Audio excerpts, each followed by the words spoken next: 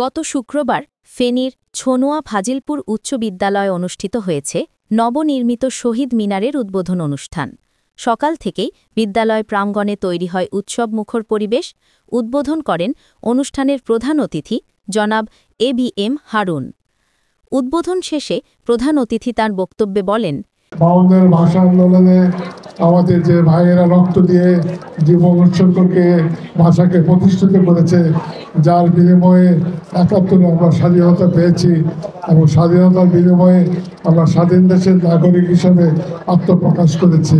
শহীদদের আত্মত্যাগ এই দেশের ভাষার জন্য, এদেশের মানুষের জন্য, এদেশের মাটির জন্য, এই দেশকে যে কত ভালোবাসত তারা, তারই অনুপ্রেরণায় আমি আমার স্কুলের শিক্ষকবৃন্দকে বলেছি যে আপনারা একটা শহীদ মিনার করেন। আমি ঢাকাতেও কয়েকটা করে দিয়েছি, এখানেও করলাম, আমার কাছে খুব ভালো লাগছে। অনুষ্ঠানে সভাপতিত্ব করেন বিদ্যালয় পরিচালনা পর্ষদের সভাপতি ABM এমরান। বিশেষ অতিথি হিসেবে উপস্থিত ছিলেন ড মঞ্জারিন শাহনাজ নোভেরা এবং ড রেহান হাবিব।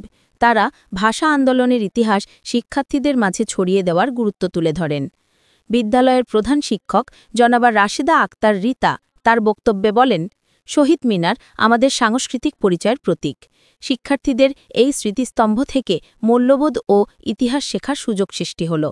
এছাড়া অনুষ্ঠানে আয়োজিত রচনা প্রতিযোগিতার বিজয়ীদের মাঝে নগদ অর্থ ও বই বিতরণ করা হয়, যা শিক্ষার্থীদের মধ্যে ব্যাপক উৎসাহ সৃষ্টি করে। বিদ্যালয় কর্তৃপক্ষ জানায়, এই উদ্যোগ ভবিষ্যতে প্রতিষ্ঠানের সাংস্কৃতিক পরিবেশকে আরও সমৃদ্ধ করবে।